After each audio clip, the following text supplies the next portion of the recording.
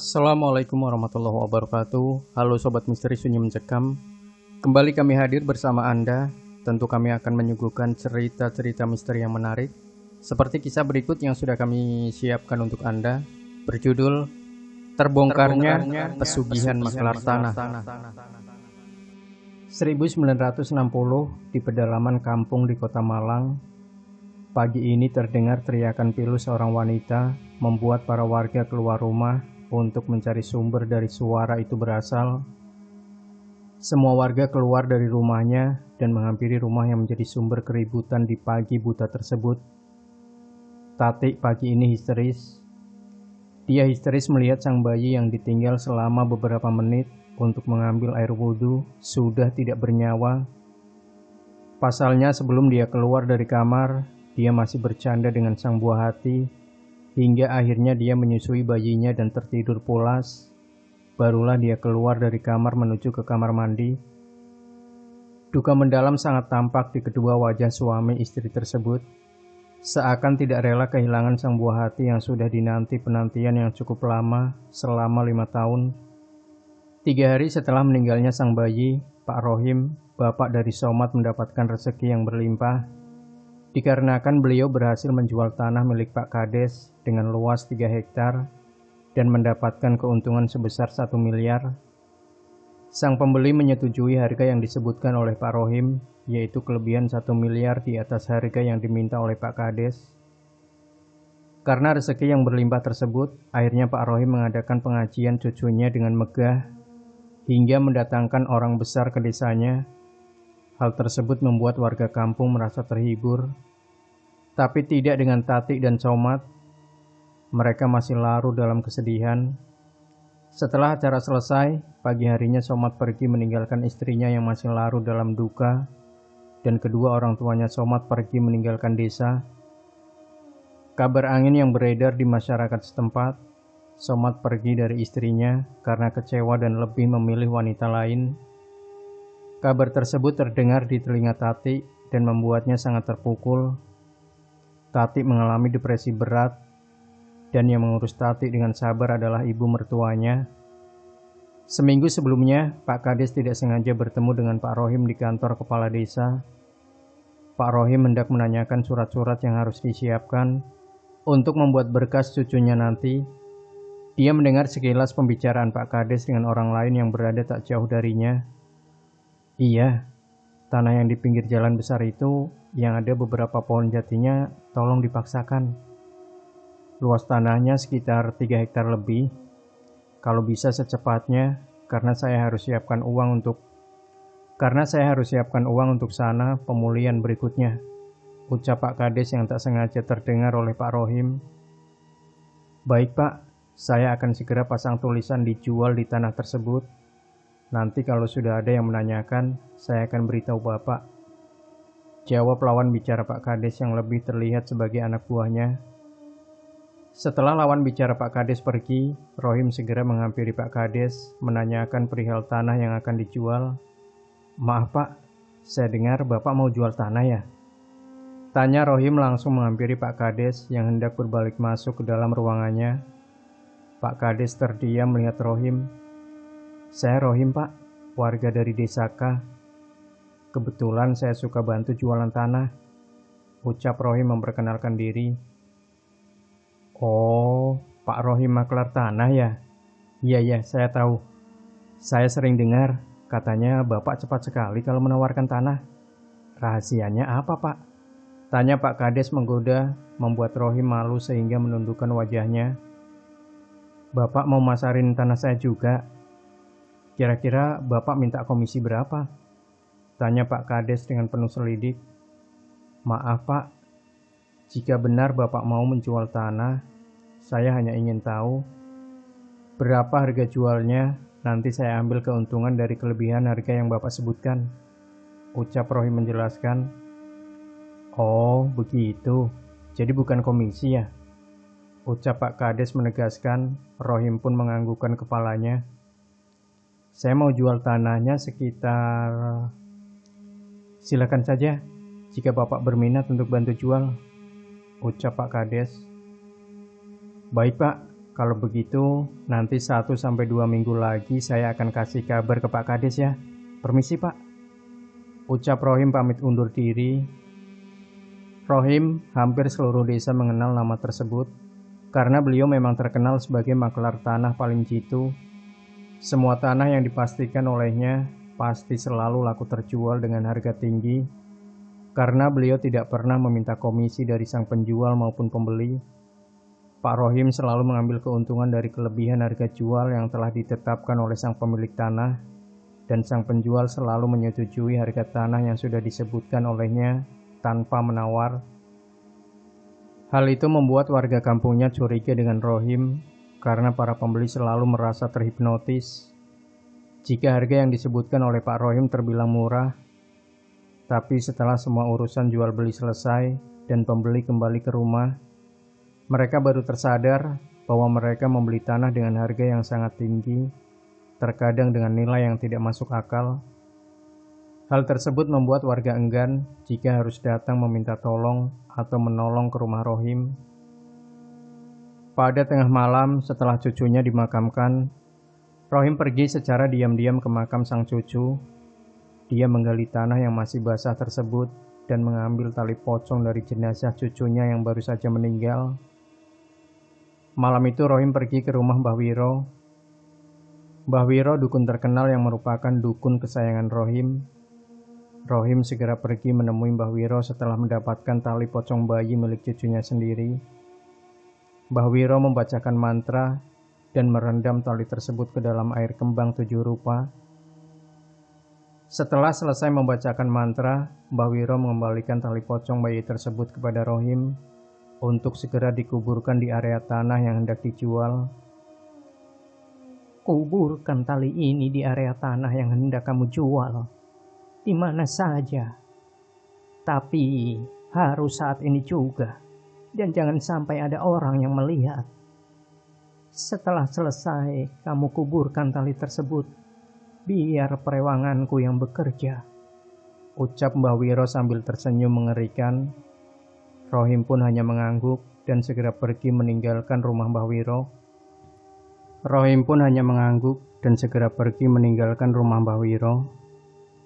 Rohim segera menguburkan tali tersebut di bawah pohon jati.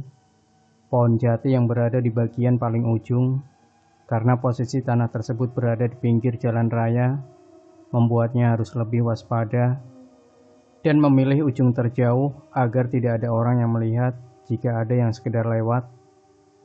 Tali itu digunakan sebagai penarik agar para makhluk halus bisa menarik para pembeli dan mengaburkan mata maupun pendengaran orang-orang yang hendak membeli.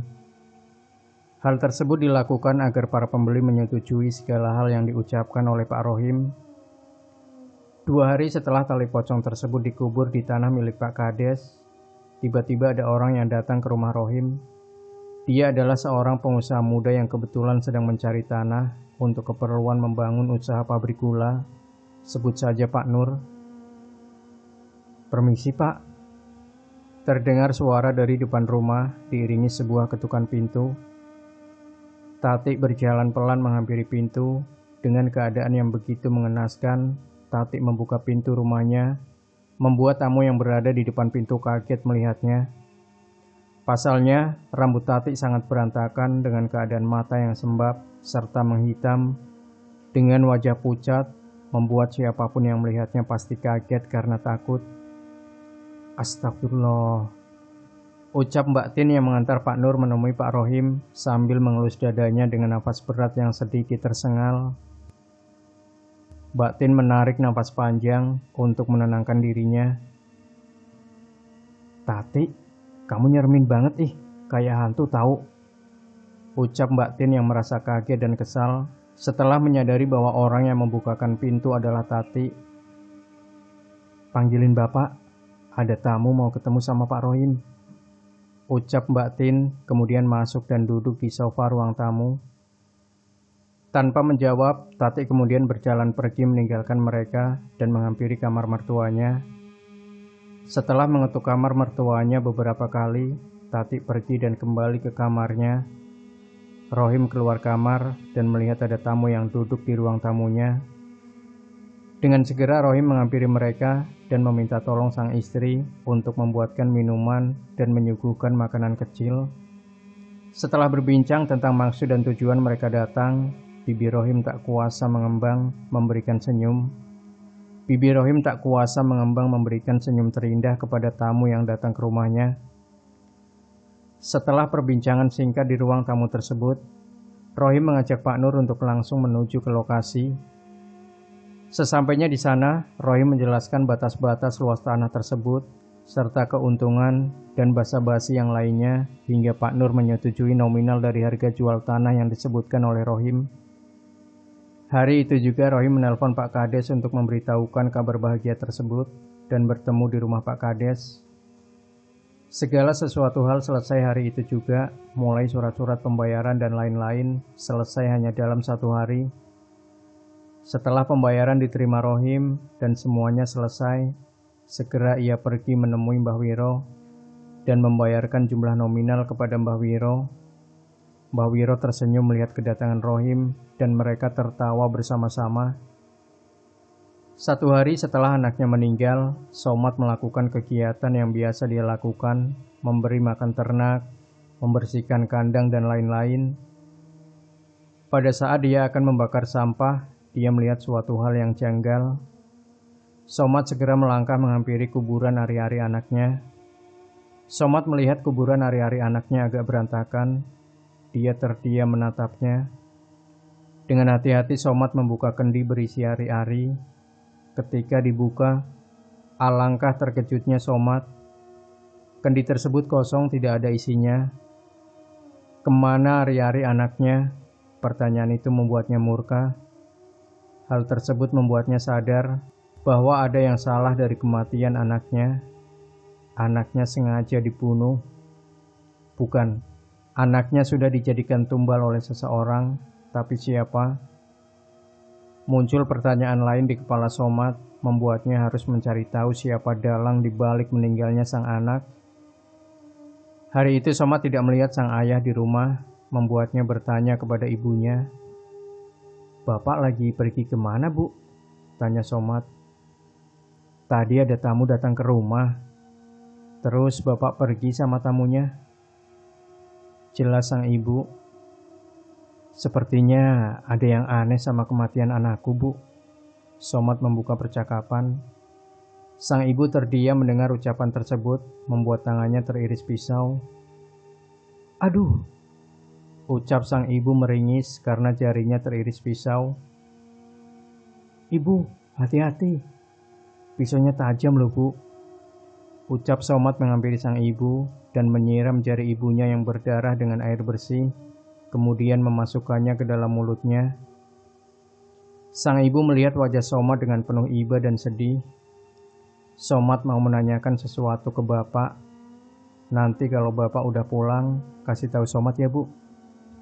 Ucap Somad kemudian pergi ke kamar untuk menemani sang istri. Malam itu ayahnya pulang setelah acara pengajian selesai, membuat Somad kesal. Rohim pulang dengan senyum mengembang lebar di bibirnya dan memberitahukan kabar bahagia tersebut kepada keluarganya. "Hari ini tanah Pak Kades laku terjual. Bapak punya uang banyak," ucap Pak Rohim dengan wajah tersenyum bahagia. Somad tersentak kaget mendengar suara tawa yang menggema. Itu bukanlah hal wajar, pasalnya keluarga ini baru saja berduka atas kehilangan anak Somad dan Tati, cucu bagi ayah dan ibunya Somad. Tawa sang ayah membuat Somad tersentak kaget. Dia terdiam, kemudian melihat ke wajah sang ayah yang terlihat bahagia. Setelahnya beralih ke wajah sang ibu yang tampak cemas, melihat Rohim tertawa bahagia. Sang ibu mengalihkan pandangannya ke arah Somad. Dia melihat wajah Somad memerah, giginya saling beradu menunjukkan kemarahan yang berusaha untuk ditahannya. Malam itu sang ibu menghampiri Somad yang menangis memeluk Tati. Somad memeluk Tati dengan sangat erat. "Maafkan aku," ucap Somad lirih di telinga Tati. "Nak." Sang ibu memanggil Somad di depan pintu. Melihat sang ibu Somad menangis lebih kencang, sang ibu menghampiri Somad dan memeluknya sangat erat. "Kenapa, Bu?" tanya Somad dalam tangisnya. Sang ibu hanya bisa terdiam memeluk sang anak dan ikut menangis bersama, menangisi seorang bayi yang telah pergi terlebih dahulu. Setelah malam itu, Somad menjadi pribadi yang berbeda. Somad mudah sekali marah kepada ayah dan ibunya. Suasana di rumah itu sudah berbeda, sudah berubah. Di pandangan masyarakat, Somad dan Tati tidak bisa menerima kematian buah hati mereka, membuatnya berubah, depresi dan menakutkan para warga sekitar. Hingga di hari ketujuh, Somad pergi meninggalkan desa. Sebelum pergi, dia memeluk sang istri, meminta maaf atas segala yang terjadi dan berpamitan bahwa mungkin dia tidak akan kembali lagi. Tati yang masih tenggelam dalam duka tidak begitu mendengarkan segala ucapan Somad. Tati hanya menjawab, "Hati-hati mas di jalan, nanti pulangnya bawa mainan untuk anak kita ya." Ucap Tati membuat Somad kembali menangis. 2 minggu setelah kepergian Somad, Tati semakin parah. Tati sudah hilang tenggelam dalam kesedihan. Ibu mertuanya setiap hari dengan sabar membersihkan badannya, menyuapinya makanan dan menemaninya. Pernah suatu ketika, mereka berdua terlihat pergi bersama. Ibu mertuanya pergi ke desa sebelah untuk berobat. Terkadang ada beberapa mahasiswa kedokteran yang datang berkunjung ke desa. Tak jarang ada calon dokter kejiwaan di antaranya. Setelah Rohim berhasil menjual tanah Pak Kades, banyak orang yang datang ke rumahnya untuk meminta tolong menjualkan tanah. Hal tersebut membuatnya bingung. Karena semakin banyak orang yang datang meminta tolong untuk menjualkan tanah, maka Rohim semakin banyak membutuhkan tali pocong bayi. Hal itu membuatnya bertindak dengan sangat kejam. Rohim mencari wanita yang sedang hamil tua. Awalnya Rohim mencari informasi mengenai nama, tanggal lahir, serta usia kandungan wanita hamil tersebut. Setelah Rohim mengetahuinya, maka dia akan pergi ke rumah Mbah Wiro untuk memberikan segala informasi yang telah diperoleh. Mbah Wiro akan membacakan mantra dan menyebutkan nama, tanggal lahir dari wanita hamil tersebut. Pada saat wanita hamil tersebut melahirkan, maka nyawa bayinya sudah tidak tertolong lagi. Bayi tersebut dijadikan tumbal untuk penglaris maklar tanah. Setelah Somad pergi meninggalkan kampung halamannya, Somad pergi untuk menenangkan diri. Dia pergi berkunjung ke rumah teman lamanya. Temannya Somad memiliki sedikit ilmu kebatinan. Sesampai di rumah temannya, Somad dikenalkan kepada guru spiritual temannya. Guru tersebut melihat Somad. Sang guru sempat menghentikan langkahnya. Seakan melihat sesuatu, matanya terlihat memejam, dan kemudian beberapa detik, guru tersebut melanjutkan langkahnya. "Sabar." Hanya satu kata yang keluar dari mulut sang guru ketika menghampiri Somad yang masih terdiam menunduk, seolah guru tersebut mengetahui penderitaan yang dialami oleh Somad. Mendengar kata sabar membuat Somad menangis terseduh-seduh. Sang guru selalu menasihatinya dan memintanya untuk bermeditasi agar hatinya tenang. Dengan perlahan rasa amarahnya menghilang. Setelah keadaan hati dan jiwanya Somad tenang, sang guru menjawab semua pertanyaan yang ada di hati Somad. Somad hanya bisa terdiam dan menangis ketika mendengar semua penjelasan dari sang guru, karena ternyata apa yang dicurigai olehnya memang sebuah kenyataan yang harus dihadapi. Somad berencana untuk pulang ke rumahnya. Dia memantapkan hatinya. Somad ingin mengembalikan ayahnya ke jalan yang benar. Hari sudah gelap. Somad berdiri di bawah pohon di ujung jalan. Dia melihat rumahnya dari kejauhan. Dengan hati yang mantap, dia melangkahkan kakinya. Akan tetapi dia melihat seseorang berjalan keluar dari rumahnya. Somad melihat punggung yang tidak asing baginya. Somad mengikutinya dengan hati-hati dari belakang. Somad mengikuti sosok tersebut dan terdiam mematung sejenak. Somad mengangkat kepalanya dan membaca papan yang berada di atasnya. Somad memejamkan matanya dan menghela nafas, kemudian melanjutkan langkahnya. Somad mendengar suara seperti hantaman benda ke tanah. Dengan perlahan dia menghampiri sumber suara tersebut dan bersembunyi di balik pohon asem yang besar. Somad memperhatikan laki-laki tersebut sedang membongkar makam yang masih basah. Itu adalah makam baru, terlihat dari kuburan bunga segar yang berada di sekelilingnya, dan tanahnya pun masih merah basah. Somad masih memperhatikan sampai ketika laki-laki tersebut memasukkan sesuatu ke dalam kantung berwarna hitam. Sekilas dia melihat seperti kain putih.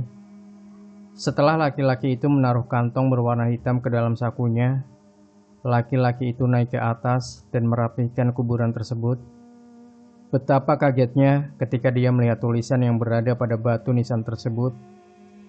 Lahir 19 Maret 1963, wafat 19 Maret 1963. Bayi. Tanpa sadar air matanya membasahi pipi, Somad menangis. Kakinya yang kokoh berdiri kuat menopang badannya, tiba-tiba lemas tak berdaya, membuat lututnya jatuh menghantam tanah. Dia terduduk di tanah basah, memandangi kuburan yang sudah berantakan di depannya. Somad tersentak kaget ketika merasakan angin berhembus seperti menabrak badannya. Angin itu membuatnya sadar dari kesedihan dan dia kembali berdiri. Somad mencari jejak laki-laki tersebut di dalam kegelapan malam. Somad mengikuti jejak tanah merah basah yang ada di setapak jalan dan berhenti di ujung jalan.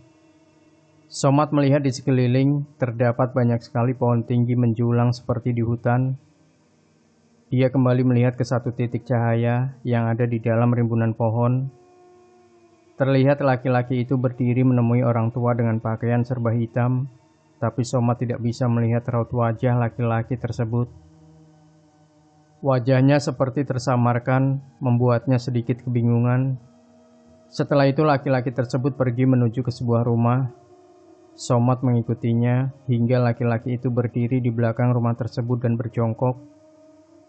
Beberapa menit kemudian, laki-laki tersebut berdiri dan pergi melangkah menuju arah rumahnya memasuki rumah Somad. Ya, itu adalah ayahnya Somad. Melihat hal tersebut, Somad hanya mengelus dada dan beristighfar. Dia tak menyangka bahwa sang ayah masih melakukan hal tersebut, menggunakan penglaris tali pocong bayi untuk menjual tanah. Somad berusaha menyadarkan sang ayah bahwa hal tersebut adalah sesat dan tidak berkah. Akan tetapi sang ayah tidak mau mendengarkan dan marah kepada semua orang yang mengingatkan, membuat sang ayah murka dan mengusir semua orang yang bertentangan dengannya. Hingga akhir hayatnya, ayah Somad sendirian tanpa ada yang mengetahui penyebab kematiannya. Rohim ditemukan oleh warga yang mencium bau tak sedap ketika melintas di depan rumah dengan pagar tinggi, dengan mayat yang sudah berlendir dan bau sekali. Menurut informasi, biasanya Rohim menumbalkan bayi untuk penglaris, dilakukan ketika bayi masih berada di dalam kandungan sang ibu. Kehamilan harus sudah masuk usia kandungan 8 bulan atau akan segera melahirkan. Pelaku harus mencari tahu nama, tanggal lahir, serta nama ayah dari wanita yang sedang hamil tersebut untuk disampaikan kepada sang dukun. Jika hal tersebut dilakukan, maka wanita yang hamil tadi akan melahirkan bayi dengan keadaan sudah tidak bernyawa. Tapi, jika ingin mengorbankan bayi yang sudah lahir, harus mengambil ari-ari dari bayi tersebut. Hal tersebut memiliki risiko yang sangat tinggi, karena ari-ari bayi biasanya dikuburkan di sekitar rumah dan dijaga oleh keluarga mereka. Demikian Sobat Misteri Sunyi Mencekam, jangan lupa berikan komentar Anda, like, share video ini, subscribe channel Sunyi Mencekam, dan kembali nantikan cerita-cerita misteri terbaru dari kami. Wassalamualaikum warahmatullahi wabarakatuh.